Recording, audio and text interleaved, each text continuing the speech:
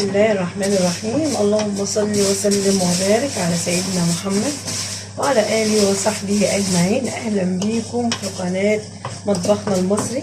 والنهاردة إن شاء الله هنعمل كشري زي ما احنا شايفين كده. أنا بحمر الشعرية وحطيت العدس يتسلق.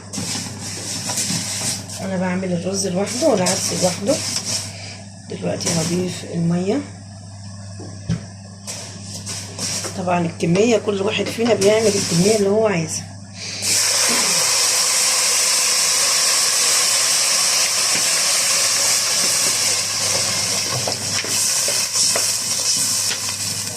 بس كده.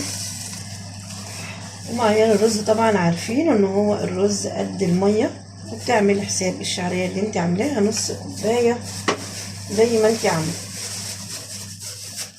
بس كده. هضيف الملح، وعارفين ان كيلو الرز عليه معلقه ملح. ادي الملح بس مش اكتر. وحاطه هنا الميه هسلق المكرونه. بضيف لها ملح برضه زي ما احنا شايفين. ادي الميه غلت. دلوقتي انا غسلت الرز وهنزله. انا زي ما قلت لكم انا بعمل الرز لوحده، مش بضيف عليه العدس، لاني ما بحبش يعني طعم حاجه يطغى على حاجه تانية. فبنعمل كل حاجه لوحدها، بتحسي طعم كل حاجه برضو يعني زي ما هي. طعم الرز طعم العدس كده. وادي العدس ما بسويهوش سوا يعني كامل، بنخليه 3/4 سوا كده. وهنشوف ان شاء الله نكمل مع بعض. وهنا دي الطماطم طبعا اللي هنعمل بيها الصلصه اهي. انا بسلقها، نديها سلقه بسيطه كده، بتساعد معاكي في الخلاط بتدوب، ما بتلاقيش اثر للقشره لو انت ما صفيتيش الطماطم. اما لو هتصفيها بقى ممكن تضربيها زي ما هي كده عادي. نخلطها كده اي حاجه كده، نديها سلقه بسيطه زي ما قلت لكم. بس كده. ادي الرز بسم الله الرحمن الرحيم زي ما احنا شايفين. فلفل اهو زي الفل. بس كده خلاص الرز، ونكمل الباقي ان شاء الله. وادي الطماطم سلقتها زي ما قلت لكم. دلوقتي هنعمل البصل. وادي العدس كده خلاص زي ما قلنا، مش هنسلقه يعني مش هنسويه سوا كامل. بس كده. وادي المكرونه الميه غلت. دلوقتي هسقط المكرونه. دي مكرونه سباكيتي كسرتها على 3 حتت اهي عشان ما تبقاش طويله زي ما احنا عارفين. بنكسر السباكيتي كده للكشري، ما بنخليهاش سليمه. وبرده هحط عليها الثانيه عقله بحطيها برده عليها، بسلقهم مع بعض.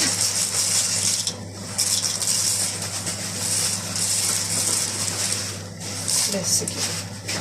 وبنقلبهم عشان ما يعجنوش. مجرد ما تنزلي المكرونه تقلبيها عشان ما تعجنش في بعضها. بس كده. كده المكرونه خلاص هتتسلق ونصفيها. وده البصل انا بقطعه جوانح زي ما احنا شايفين كده، وبرش عليه حبه ملح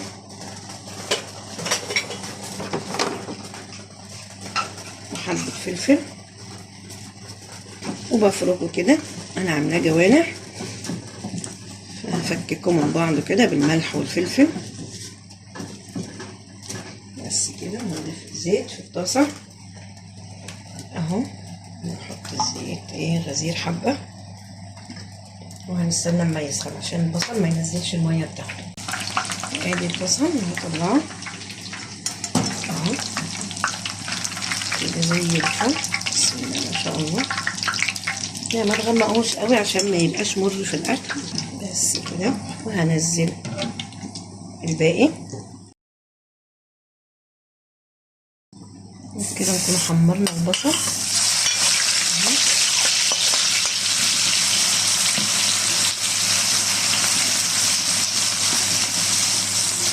ادي المكرونه كده خلاص اتسلقت اهي زي ما احنا شايفين.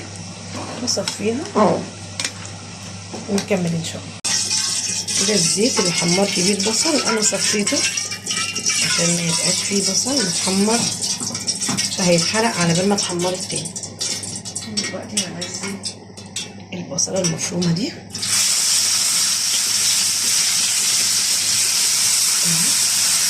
هنعمل الصلصه بتاعه الكشري. ودلوقتي هنضيف البهارات وفلفل اسمر، بهارات مشكل، كزبره ناشفه، وشطه حسب الرغبه. بس كده. وهنظبط الملح طبعا.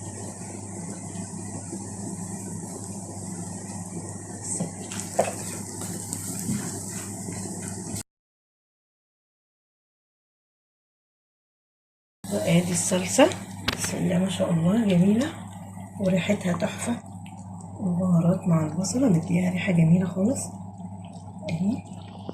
بس كده فاضل نعمل الدقه. دلوقتي هنعمل الدقه. هنا عندي ملح، كمون، فلفل اسمر، بهارات، كزبره ناشفه وشطه، ودي معلقه ثوم مفروم. بفضي كله على بعض كده. دلوقتي بنقلب كل المكونات دي مع بعض كده. بجيب خل،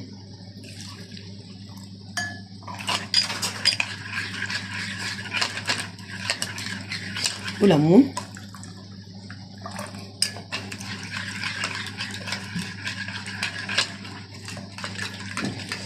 ودي معلقه صلصه مدوباها في حبه ميه.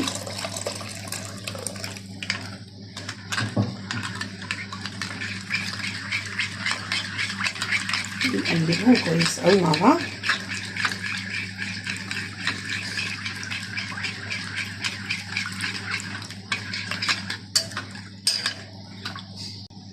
بس كده. وبعد كده بصفيهم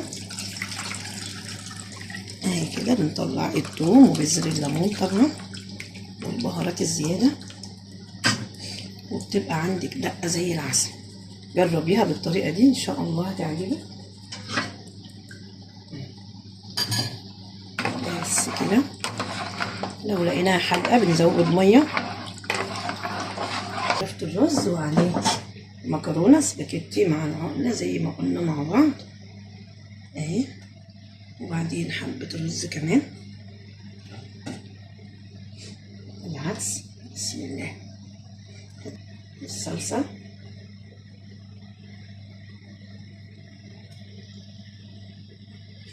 كده عشان تبقى كل حته طايله الصلصه. ادي البصل.